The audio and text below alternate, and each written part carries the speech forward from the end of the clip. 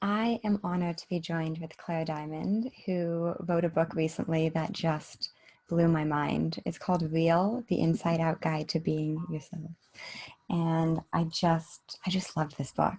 I just truly, there was something about it that was so rich and so powerful and so kind of deep into this conversation. And I just knew that I had to have her on to talk about some of this amazing stuff. So welcome, Claire. Oh, thank you, Shannon. That's the lovely beginning. Thank you. Yeah, I was wondering if you could say a bit more about yourself. For people who don't know you, what do you do? Kind of what's your background? Yeah, sure. Well, yeah, many backgrounds, I guess. One, one like a career in global marketing, and alongside that, a career in trying to feel a bit more all right about myself and less worried about what people were thinking and less fearful about everything. And so, yeah, so alongside my job, I was doing all sorts of courses and becoming different things along the way, becoming a hypnotherapist and a yoga teacher and an NLP trainer, and did all sorts, anything that you can think of in the self-help area I've pretty much done. And yes, and then in about 2012, I read The Inside Out Revolution. I'd already read Super Coach by Michael Neal, which already I know he'd moved on quite a lot since then, but that already seemed so fresh and new. And then The Inside Out Revolution was extraordinary and really, yeah, it had been, I had seen something about reality and the nature of thought through the yoga training, but it was the first time that I'd read something that was so clear about it. And yeah, so from that I did Super Coach with Michael and became a full-time coach, well, alongside yoga teaching. And I've been doing that ever since, and then wrote Real, published it this year. And it just seems the most, I don't know, there's nothing, I think there's nothing more interesting, actually. There's nothing more worth looking at than what's truthful about who we are and what we're experiencing. And it seems like the more we look and the more truthful we get, the more simple everything gets, which is just what I love about Three Principles and the Inside Out understanding, is how it, like, I love the word, yeah, subtractive psychology that Jamie Smart is using now, that the stripping away of all the stuff, that all the stories, all the efforts, all the strategies, it just takes away, and we get right back to what I think really seems to be just pure life, pure life and pure awareness of life, it seems, and anything else apart from that is starting to take us in where our very creative thought processes are taking us, but not true. Can't be true. Yeah.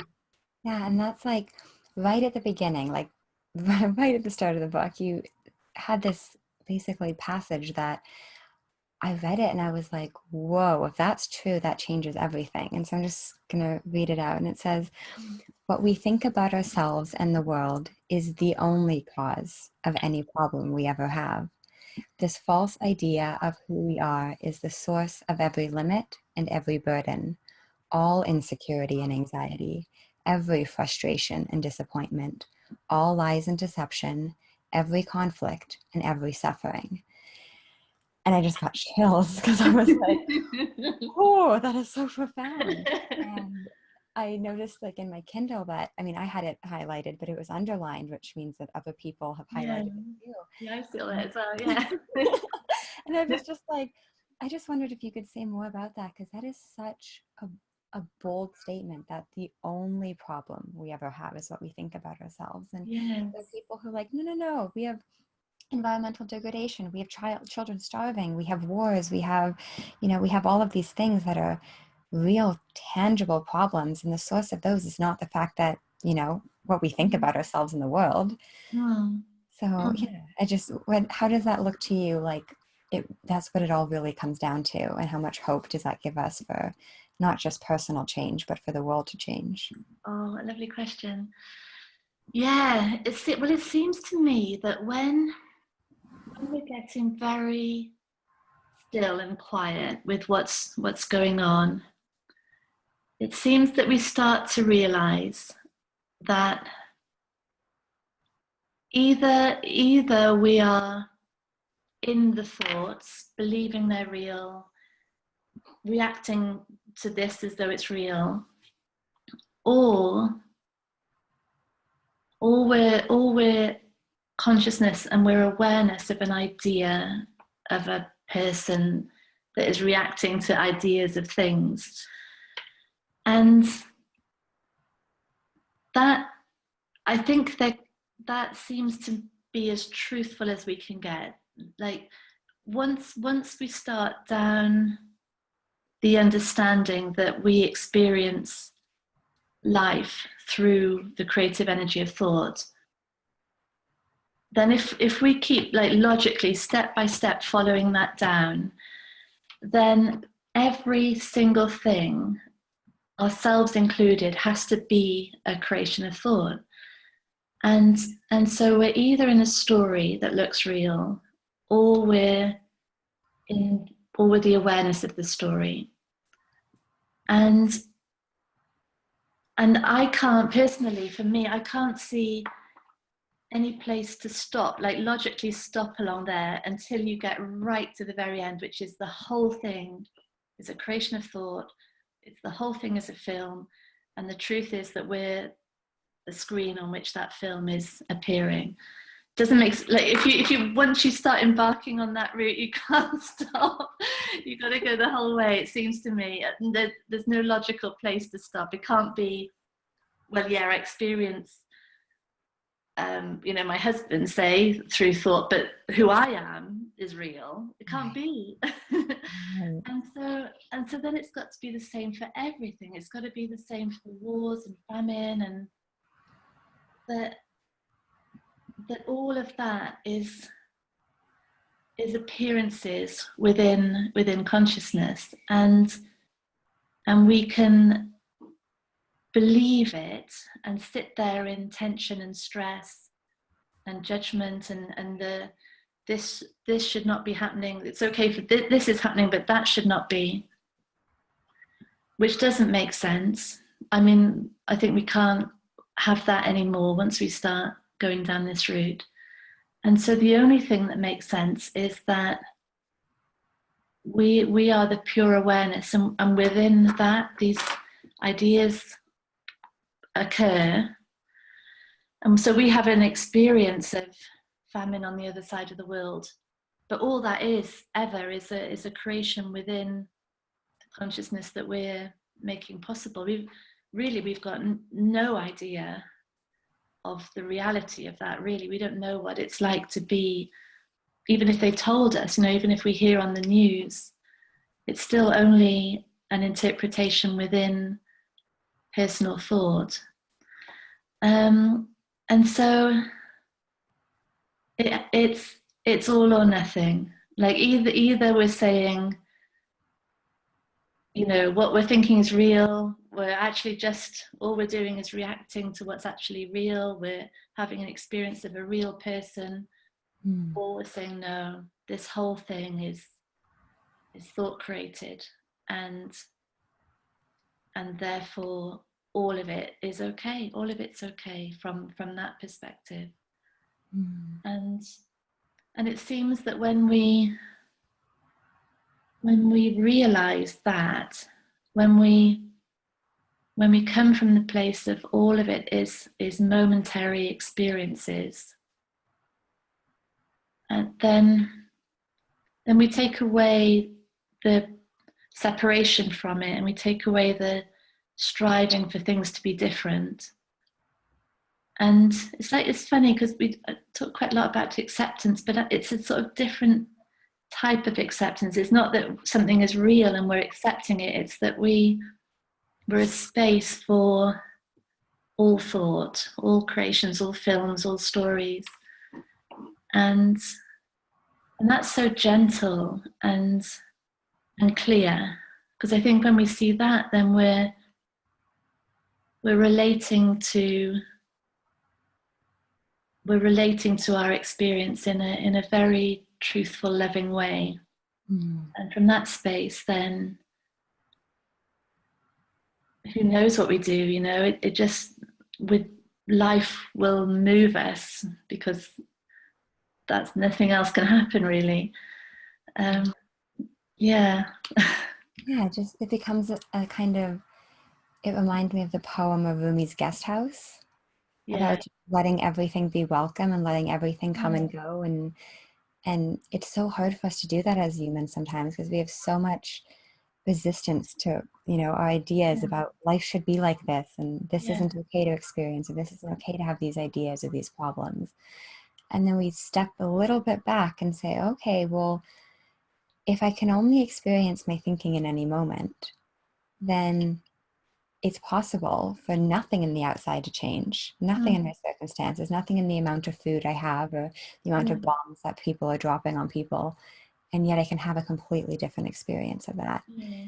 And to me, that's where the freedom is. The freedom is knowing that because it's fluid and transient by nature, and because it's not locked to any circumstance, it can change as fast as thought can change, without, you know, anything in the world or form needing to be different for us to be okay. Yes. Yeah, I love that, Shannon. Yeah. Yeah. And it seems that as long as we're believing this idea of who we are, that's having this experience, as long as we're in that, we're not seeing that all that's ever going on is a reflection of individual thought in the moment. So all that's ever coming back is thought in the moment anyway. So that I mean, that's a bit, that blows my mind a bit. It's a bit annoying actually. Because plenty of times I'm quite annoyed with someone, and then it's like, sometimes it will occur to me, okay, well that's all you're doing that. That's not them. There's no one there to do that. It's just you reflected back all the time. And so it's a funny thing. God, this whole thing is really mind-blowing. And it seems also that, I don't know, something that I've been wondering about recently, with consciousness, it seems like we can eat, like, it seems like maybe that's the bridge between the personal and the universal. Like, there are moments when it looks like I am this real, small, separated, isolated self. And that's only possible because of consciousness, that experience is happening. And then there are moments when I realize that that's just not possible, that self doesn't exist in the way that it looks like it exists. And the consciousness is enormous. The consciousness is the whole entire space where this is all happening.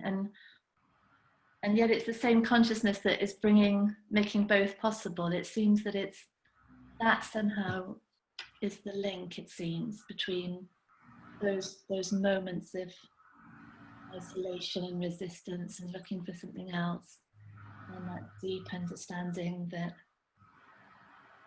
the whole thing is brought alive because of that awareness that somehow we're bringing to the world or picture or whatever. Yeah. Totally. Because you write about saying that, like, and I love this part too, is that there's no individual self that exists independently of thought. There is only ever a creation of a state of mind. This is the Mm. biggest game changer of all time. Writing it now, my hands are shaking and I have butterflies in my stomach. There is no self. There is an idea of a self produced from a state of mind, but everything we think about that self is simply thought believed in that moment. We are Yeah, not our thoughts and we are not who we think we are. And this idea that, you know, everything that we think about the self is simply thought believed in the moment. yeah, I I know, like, from working with clients, they'll say, well, no, like, I am my diagnosis, I am my label, I am my yeah, habit, I am my yeah, past, I am, and then just, and it's so easy for us to fall into this trap that, well, we know what we are because yeah, we, yeah, we've lived our whole lives a certain way. yeah, And so when you say, like, it all comes down to just a state of mind, like, yes, that's, wow, like, yeah. and so, It's mind blowing. I still can't quite get my head around it. I've written a book about it, but it's yeah. true. It has to be true that that that our whole entire understanding of ourselves, everything, health and past and future and worries and plus points and bad points, the whole lot of it can, it's like thin air, isn't it? It's thin air. Mhm. Like one minute I'm here like cross myself because I'm not sorting something out and I can't wake the internet or something, and I'm feeling such a loser. And then the next minute I'm just doing something and there's no reference to me. Yeah. There's just the doing. There's just the doing and the being with no reflection back on an idea. And it really, it's like, it seems to me to be like on the very, very edge of what we can comprehend, because, and again, it seems to come back to this consciousness, like it seems to all be brought about through consciousness, and those moments where, yeah, yeah, where we just the boundaries just dissolve, and we're just so, we are fully in life, and life is so vibrant and just love coming at us, and we're it, and we really know that we're all of it. There's no spaces, there's no divisions, and those moments seem to be what is left, what's there, or what's there all the time, Hmm. that it's just thought that gets in the way of our seeing that. Yeah, because that was huge for me to see when I came to this conversation, was this idea that everything that we're seeking, everything that's true about ourselves, like, that's the default.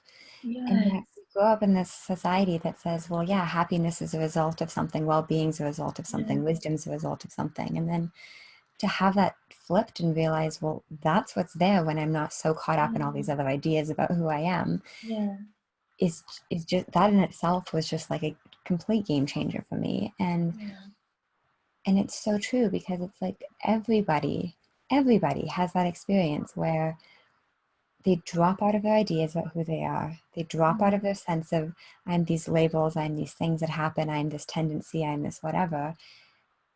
And they're just so in life. And in that place, there's just, there's just life. There's nothing else other than yes, pure being. And it's like, yes. yeah. And then That's we'll so, attribute it to, well, oh no, it was because I was doing art and art does yeah, that, or it's because I was playing sports and sport does that. But it's like, no, it's just all of those things just kind of let you get out of your head for a little bit about all these ideas about, you and life and everyone else. And what's left is just what you said. It's just you're being, you're doing, you're in flow. You yeah, are life expressing life. Like, yeah, yeah. I and love yeah. that, Shannon. Yeah, it's so true, isn't it? And it's where I think our language really, like this I. It's so Mm. like the I is seen as so personal. Like anytime we say I, it immediately takes us into the individual, and yet the I is really the all of it, isn't it? And we don't have a word. We don't have a word for that. That Mm. that that somehow, because we have, there's words like God or life or intelligence or something that make it look like that's separate, Mm. and and yet, but what we're looking for, I think, is a word that is both the personal and the everything, all in one go. And Mm. yeah, that's what I miss that when I'm working with clients. That I just that one word that would make it clear somehow. But yeah, Mhm. I love what you're saying there. It's true, isn't it? It Yeah, is what we are. no, totally. And then when you talked about habits, that part, oh, that got me too, because especially like I used to have a habit of comfort eating, and um, it to me like it was one of those things that as I was in this conversation, it just kind of fell away naturally. But I still noticed that I have these little habits or these little kind of behavioral quirks or whatever that I'm kind of like, ah, that's a kind of habitual behavior I wish I didn't have. And a lot of people have that idea about habits. It's kind of like we either don't know we have them or we find out we have them and then we say, oh, I kind of wish I didn't do that habitually. But yet, when you talked about habits, you said that our habits reflect our relationship with our understanding of who we are. No Yeah, more, no less. And that was like, I read that and I stopped for a second. I was like, what? Because to me, yeah, it was like, well, no, habits are these things that and like from being in this conversation, I see more that I don't have to do anything with them. Like yeah, it really looked before, like, you have to fix habits. And it doesn't look like that to me now, but it still doesn't look like a habit is simply a reflection of a relationship with understanding of who we are. yeah. So, I do love you, that as well, Shannon. yeah, so how does that look to you and kind of like, do you see in your work with clients that when they kind of realize more of who we are and like have a better understanding of how the system works, that the habits just fall away? For sure. And I've seen that in myself as well. Mm. But I think even more brilliant than that is that when going back to what we were saying before, like when we see that um like we're pure life, that's all we are, it becomes all like, well, like see it now as nonsensical to have a list of some ways of being that are okay and some ways of being that are not. And it seems to me like, because I think where we get to with this is that we're just life. That's all we are. We're life expressing itself, and this expression, or this sort of somehow personal universal consciousness, will end, and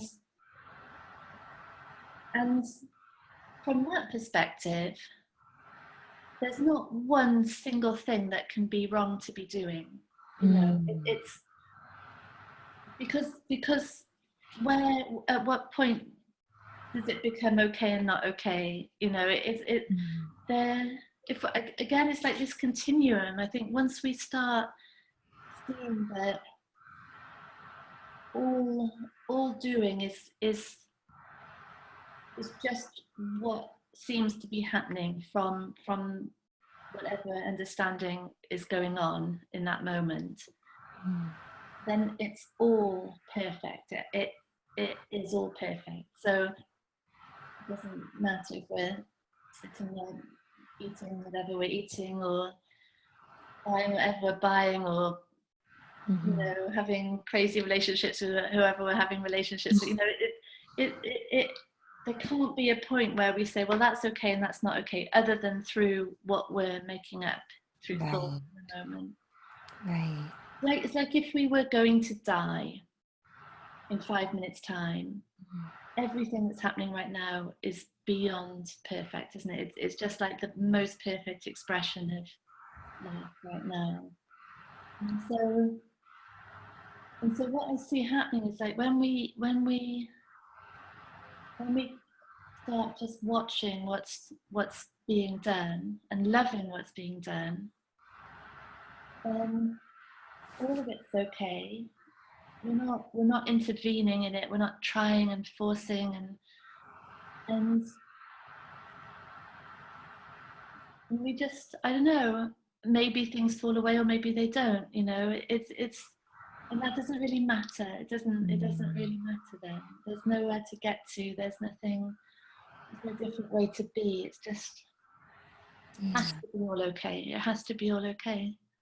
Yeah. And it's what you said there was powerful because it's so true that it's this idea that it's almost like a fear. Like if I keep doing this, or if I, don't fix my habit, then what's my future going to be like? And then we stop for a second and say like, well, that can only exist in our idea about Yeah, future me, future life, future yeah, everything. It's like, oh, yeah, I was just kind of buying into the story that there's a better future that can play out than the one yeah, that likely is going to play out if I keep doing what I'm yeah, doing. right, yeah, And it's like, yeah, if we were to die in 5 minutes, it would just be all completely irrelevant and just fine and just yeah, perfect the way it is. And yeah, I think it's so hard for us to see that because we're just kind of indoctrinated into this idea that no, there is a perfect ideal self to be, and you need to strive to, yeah, be the best version of you and yeah, be perfect and not have any flaws. And but yeah, that really changes things to see like at what point do we determine that something is okay or not okay? At yeah, what point do we draw a line in the sand and say, well, no, those many chips are fine, but past yeah, this many, yeah, that's not cool. exactly. So Yeah. it's powerful, very I had powerful. a, I had a lovely conversation about this with Garrett because yeah, because I have a friend who's just got such a beautiful understanding, and she smokes, and I Mhm. feel like I don't get that, Garrett. How can someone be so clear and yet still be smoking? And he said, well, you're quite clear about this, and you're not like hooked up to intravenous vitamin C, and you're not running marathons, and you're not, breathing in pure oxygen, and and I just thought, oh, that's so brilliant because it just showed me so clearly how judgments about good or bad or right or wrong are so arbitrary, so made up, and when we drop it all, like when we like that to me is properly getting real, Mm. is seeing through that harshness that we use to judge ourselves and other people. And when we drop all that and we realize that we're just awareness of experiences and things that seem to be happening, and all of it is perfect expression of life as it is, Mm. then it seems that the doing can just comes from the most loving place. And what's really cool about that is like that it comes from the most loving, clearest place. And the instant we put any judgment on it, then again we're straight back into la la land, as Jamie calls it. So it's.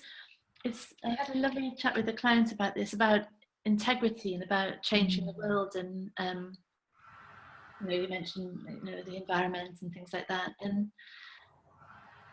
it seems to be the same thing. Like the clearer we get about this, the more the doing is released. That doing is released of love and understanding, and yet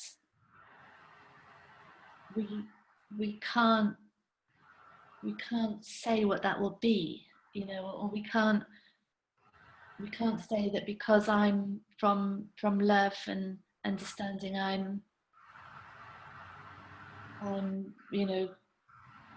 not using plastics, or we can't say that someone who is using plastics isn't coming from exactly the same place. That would just make no sense. Right. Can't be any, there can't be, it seems, there can't be a world of form, right or wrongness. That just doesn't make sense when we see that all of it is like it's created in thought. Hmm.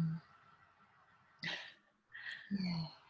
Yeah, and that's interesting because I was listening to Elsie talk the other day, and she talked about that too, like about how what it comes down to is like when we're coming from the place of love and understanding within ourselves, it doesn't mean we do a specific action. It Oh, just brilliant. means that any action we do comes from that different Yeah, place. And yeah, because all of us are naturally that place, we resonate with that with others. Like yeah, we pick yeah, up on that, and that actually is a form of making a better world, is just yeah, living from kind of our truth more and more. yeah. And kind of this, and she didn't say this, but this is more what I'm hearing and what you said is like dropping the ideas there's a right way to do that, Yes, that it looks a certain way, like, oh, it looks like, yeah.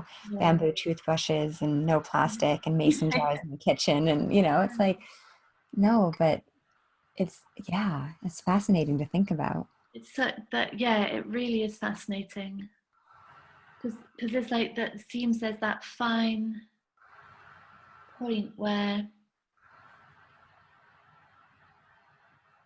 yeah, yeah, like Michael's thing of where the personal and universal collide. It is that, isn't it? It's right in that collision of like that understanding of the universality of consciousness,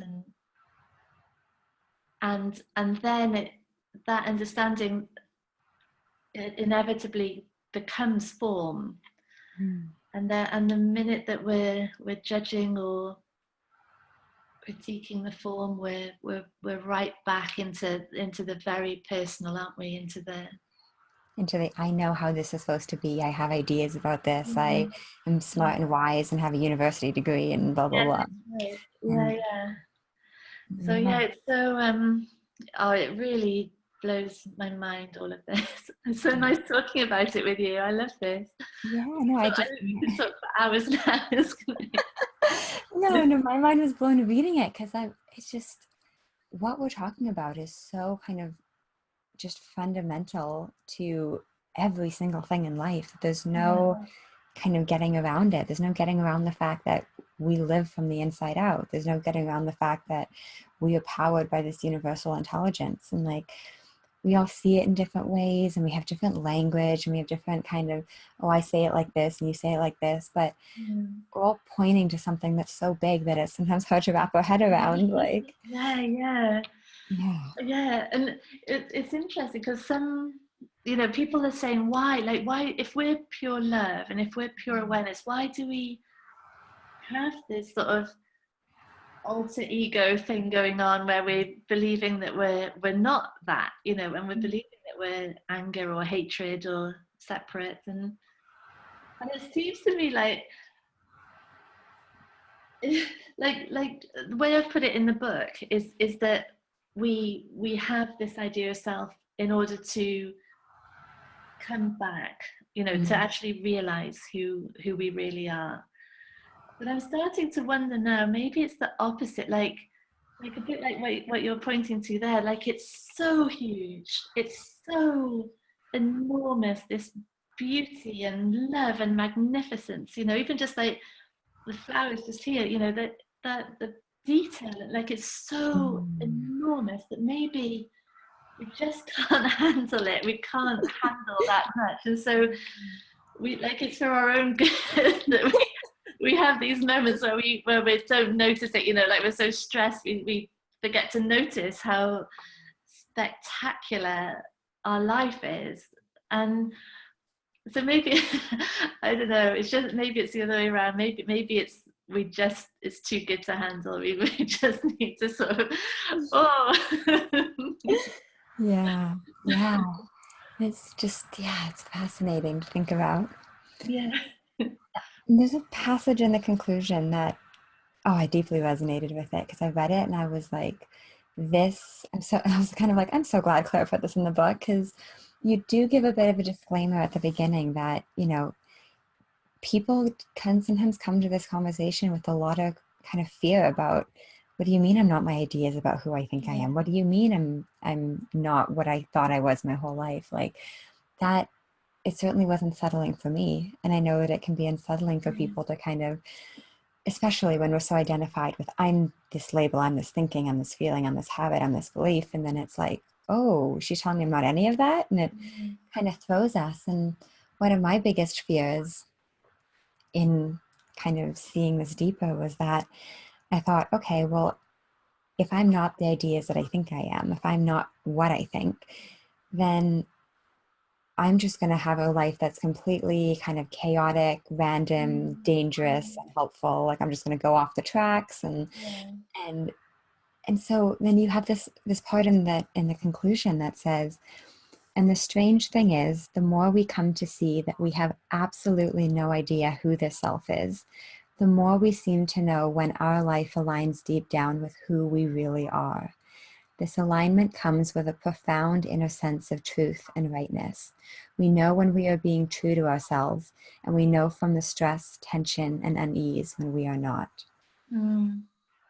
And when I read that, I was like, ooh, like it like, it just, I don't even know what I felt when reading it, but it was just a sense of like, what, like, it's almost like a paradox of, I Yes. was so Oh, scared yeah. of like, oh, we lose our idea of self and we, life just kind of is Mm. unpredictable and random and off the rails. But we talk about this alignment, about how life kind of naturally has a way of aligning with who we are. Like, Mm. I would just love if you can say more about that. And also, oh, and what you said also about the stress, tension, and unease when we are not, because that's something that I think I struggle with, and I know my clients struggle with, is like, is the unease I'm feeling a result of me not following my wisdom, or is it more a result of me listening to a bunch of stressful thinking? Right. So I basically read that and got shivers. I was like, oh, I have to ask Claire about this. It's really cool, isn't it? Yeah, lots of ways to look at it. Mm-hmm. It seems to me like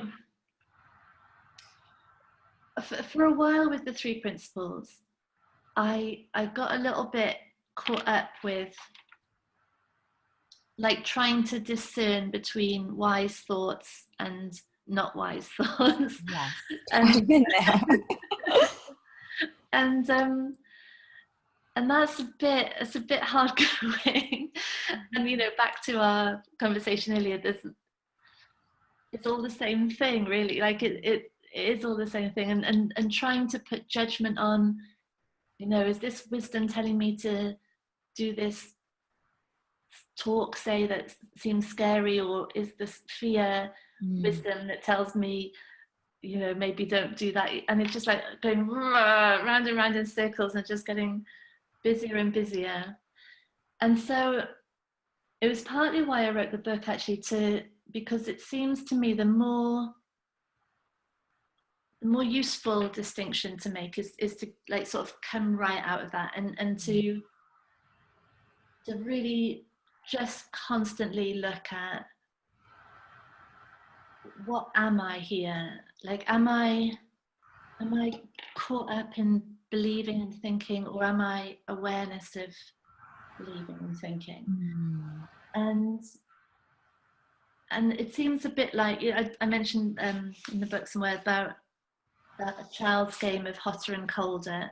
mm, Like where like someone's hiding and they're shouting warmer, warmer, colder, colder, when they move away. And it seems a bit like that, we move away, from who we are really, and it feels shit.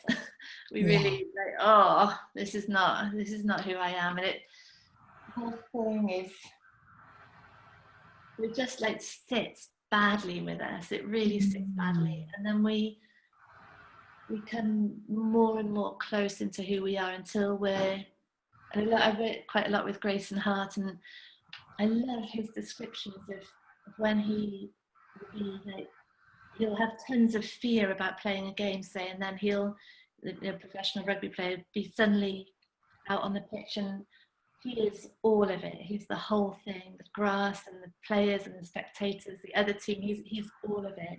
Mm. And that, like, that feeling of rightness that he gets, of pure love, Right. that's it, isn't it? So that's what, trying to distinguish between good or bad thoughts, not, as far as I can see, is not helping. But to distinguish between this feeling of being not right and this just immersion of in life is Mm. is a really good guide, I think. That, because it's the times when we feel separate and isolated, and that there's a lot that we need to push away, and there's a lot that we need to bring in. All of that is really doesn't feel good, and that's a good sign, I think, that we're sort of, whatever we are, this like collection of thoughts is like getting a bit confused. Mhm. Yeah.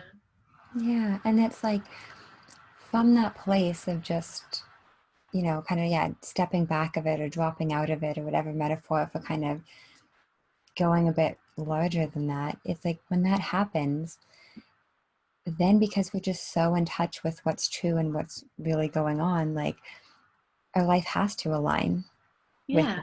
that. And not in a way like I think that's something that I've always worried about of like, well, yeah, what if I just then drop out of life? Or what if I just, Mm. do things Yeah. that I would have never done if I was holding on to my ideas about who I am? But from that place, it's just like, it's all just common sense Yes.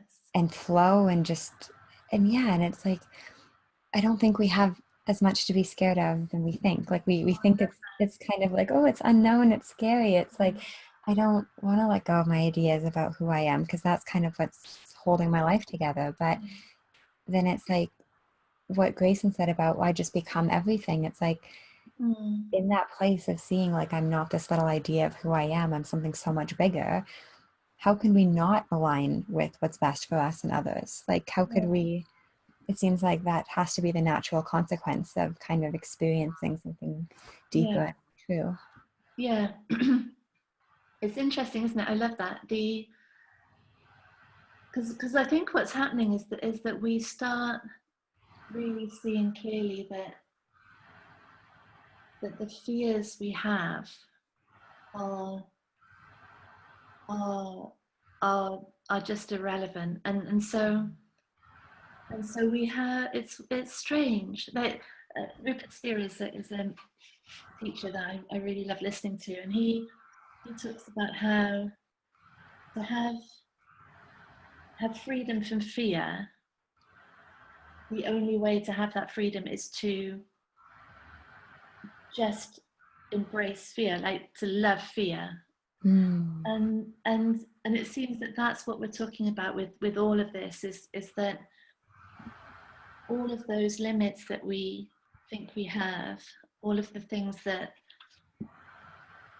we're like scared to go into, Yeah.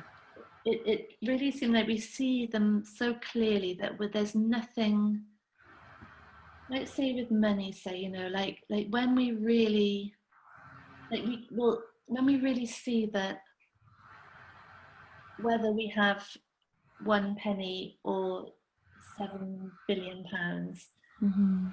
doesn't matter even slightly, that we're completely fine, totally fine in either situation, and all the ways in between. Mm. Only then can we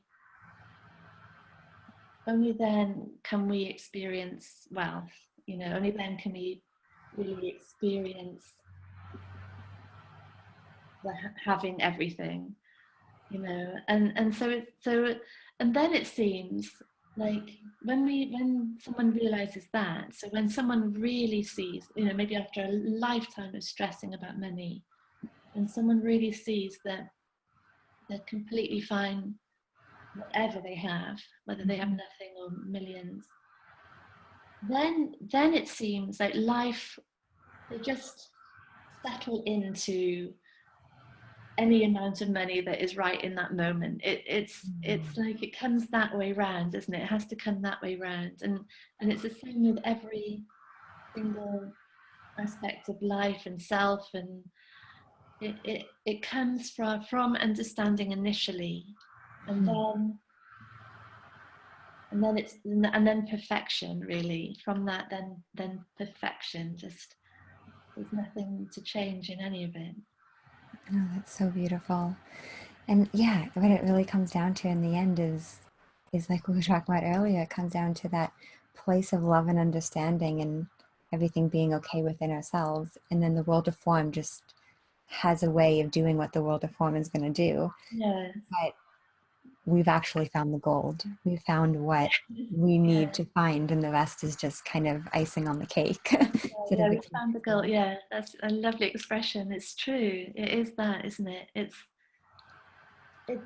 until we find the gold, we're resisting the gold, really, Yeah. aren't Yeah. we? So like we have to find it in us, know it, hear, like Mm. feel it, the whole lot, and then all the gold in the world is ours. It comes from that. It's why it's so just so brilliant, this understanding that it all of those times trying to acquire and trying to change and trying to have more or have less, all of Mhm. that becomes so irrelevant, doesn't it? It's like nonsense then when we Mhm. see that, because we've got the Yeah. gold, and now we can properly experience gold. Yeah. Yeah. Yeah. Totally.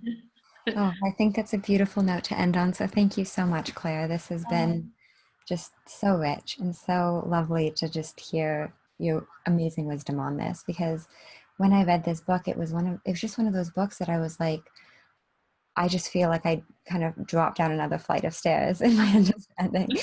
Michael's metaphor about, just walk around in life and you fall downstairs and you kind of look around and things look a bit different and you're kind of like, oh, okay. So Here I it am. was, yeah. And I rarely have that experience in reading a book where I'm just like, wow, I have to kind of take it in small pieces because it's so just powerful in its simplicity. So thank you for writing it. Oh, And thank you, Shannon. anybody who's listening, please pick up a copy. It's on Amazon worldwide. And is it in paperback yet, Claire? Almost, almost. Okay. I'm almost there with it. Okay. Yeah. So yes, almost in paperback. It's definitely on Kindle. It is well worth a read. So thank you so much for your time. Oh, thank you, Di. So nice to speak to you. See you Nice to soon. meet you. Bye. Bye bye.